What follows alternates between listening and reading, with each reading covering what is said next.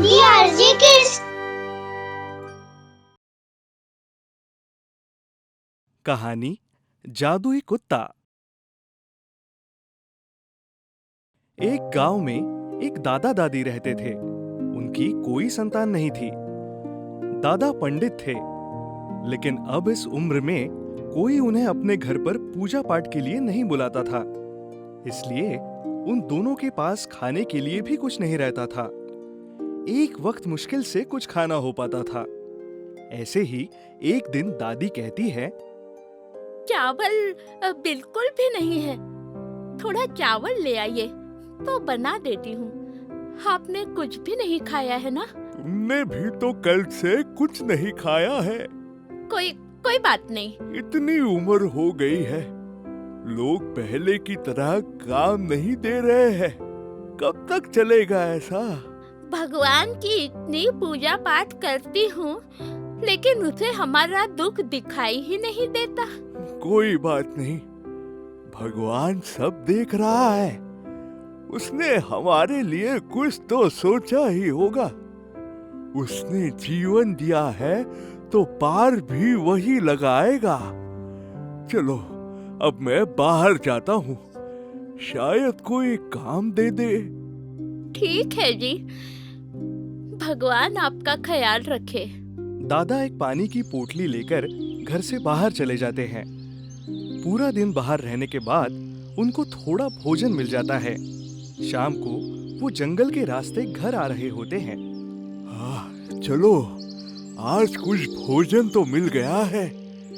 कम से कम आज हम दोनों को भूखे पेट तो नहीं सोना पड़ेगा। वो चलते जा रहे हैं कि तभी सामने से एक कुत्ता उनके पास आ जाता है और उनके खाने की पोटली की तरफ भौंकने लगता है। अरे, ये कुत्ता मेरे खाने की तरफ ही बार बार बढ़ रहा है। इसे भोजन चाहिए शायद। क्या करूं? लगता है शायद इसके भाग्य में ही ये भोजन है। ये कहकर दादा अपनी खाने की पोटली से सारा भोजन उसके सामने रख देते हैं। खाओ खाओ, अच्छे से खाओ। मुझे कुछ न कुछ तो मिल ही जाएगा। तुम ये खा लो। और वो आगे बढ़ते हैं तो देखते हैं कि एक बीमार सा आदमी जमीन पर पड़ा करहा रहा है। पानी पानी। अरे क्या हुआ भाई, तुम्हें पानी चाहिए? और उसे पानी पिलाता है। हे भगवान, आप इसकी जान बचा लो।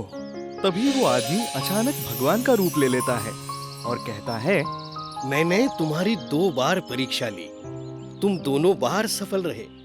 तुमने एक बार अपना भोजन मुझे दिया और दूसरी बार पानी पिलाया। इतने कष्ट में होने के बाद भी तुम दूसरों की मदद करते हो। भगवान, आप? मैं तो धन्य हो गया प्रभु। मैं तुमसे बहुत प्रसन्न हूँ। तुम्हें मैं कुछ देना चाहता हूँ, जिससे तुम्हारा दुख खत्म हो जाएगा। इतना कहकर भगवान भैरव भैरव पुकारते हैं। तभी वहाँ वही कुत्ता प्रकट होता है जिसे दादा ने अपना भोजन खिलाया था। ये लो, भैरव को आज मैं तुम्हें देता हूँ। तुम इसे जो भी मांगोगे वो ये तुम्हें दे देगा। सारे कष्ट दूर हो जाएंगे। जाओ, इसे अपने साथ ले जाओ। आप धन्य है प्रभु। रात हो गई है और दादा भैरव के साथ घर आते हैं। दरवाजे पर खड़ी दादी उनसे कहती है, क्यों जी, आज बहुत देर कर दी आपने? हाँ, और ये क्या, अपने साथ एक कुत्ता भी ले आए? हमारे पास अपने लिए ही कुछ नहीं है, हम इसे क्या खिलाएंगे? अरे चुप चुप, आज से हमारा सारा दुख ये भैरव ही दूर करेगा। अरे, ये क्या बोल रहे हैं आप? अरे मेरी बात पर विश्वास तो करो। मैंने हमेशा आप पर विश्वास किया है। चिंता मत करो, मैंने कहा था ना, जिसने जीवन दिया है उसने कुछ तो सोचा होगा हमारे लिए। हाँ हाँ, ठीक है। अब बताओ कि सबका खाना कहाँ से आएगा? भैरव, हमने बहुत दिन से ठीक से भोजन नहीं किया है। हम तीनों के लिए भोजन लेकर आओ तो। ये कहते ही भैरव उनके सामने 3 भोजन से भरी हुई थाली प्रकट कर देता है। दूसरे दिन दादा भैरव को तालाब पर ले जाकर नहला रहे होते हैं, तभी जगन वहां आता है। भैरव, मेरा बेटा, अच्छे से नहाओ। क्यों चाचा, इस कुत्ते से इतना प्यार क्यों कर रहे हैं? इतना तो कोई अपने बेटे से भी नहीं करता। ये मेरा बेटा ही तो है। मतलब? वो एक लंबी कहानी है, बाद में बताऊंगा। मेरे बेटे के खाने का समय हो गया है।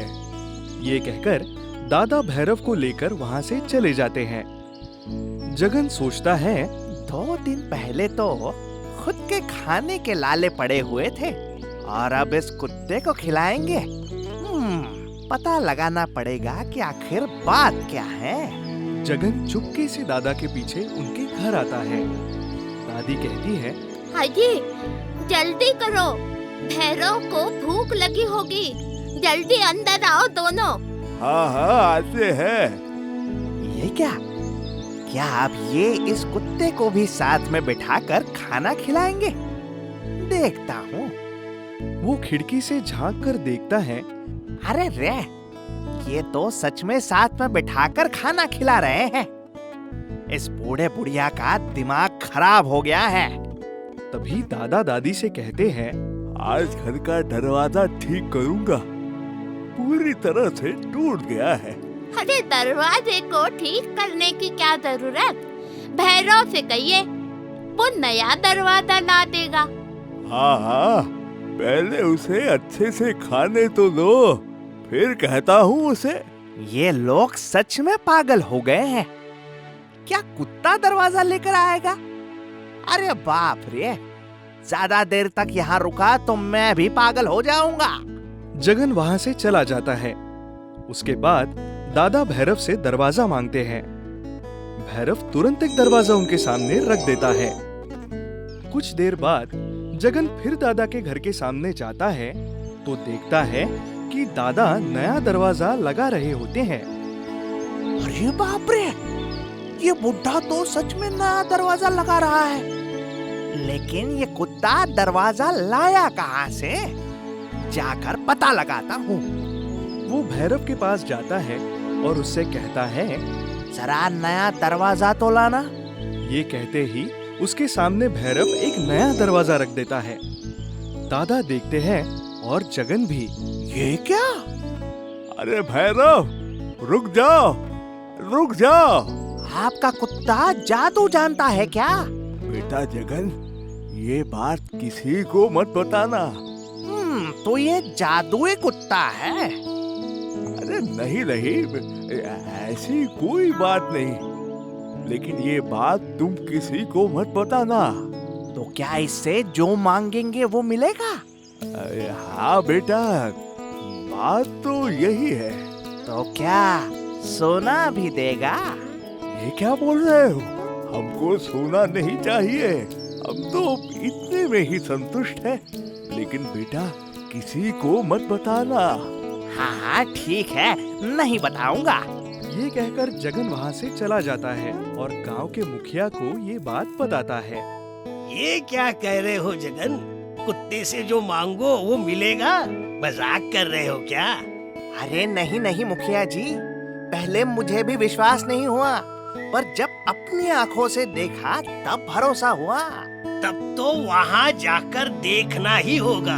और इस अच्छी खबर को देने के लिए तुझे मैं 100 सोने के सिक्के दूंगा। मुखिया मन में कहता है, तुझे क्या पता उस कुत्ते से मैं कितना धन और बना लूंगा। इसके बाद वो दोनों दादा दादी के घर जाते हैं। देखा आपने, अब यही एक सहारा था, वो भी हमसे छीन जाएगा। अब मैं क्या करूं? भैरव को कैसे बचाऊंगा? दादा और दादी दुखी होते हैं। भैरव भी उनके साथ घर के अंदर बैठा है। अरे ये क्या, तुमने इस बेजुबान कुत्ते को घर के अंदर रखा है? तुम्हें तो इसकी सजा मिलेगी। नहीं नहीं, ये मेरे बेटे जैसा है। अरे बंद करो ये नाटक, अब मैं इसे लेकर ही जाऊंगा। मुखिया जबरदस्ती भैरव को ले जाने की बात करता है। बेटा भैरव, अब तुम ही हम सबको बचा सकते हो बेटा। ये सुनते ही भैरव की आंखों से तेज रोशनी निकलती है और मुखिया और जगन हवा में उड़ने लगते हैं और चिल्लाने लगते हैं। अरे अरे कोई बचाओ, नीचे उतारो। अरे बचाओ, कोई बचाओ। हवा उन्हें घर से दूर ऊपर उड़ाते हुए लेकर चली जाती है। वो दोनों डर जाते हैं, बार बार ऊपर वाले से माफी मांगते हैं। इसके बाद कभी गांव में किसी की हिम्मत नहीं हुई जो इन दोनों को परेशान करे, और फिर वो दोनों अपनी बाकी जिंदगी भैरव के साथ खुशी खुशी बिताने लगे।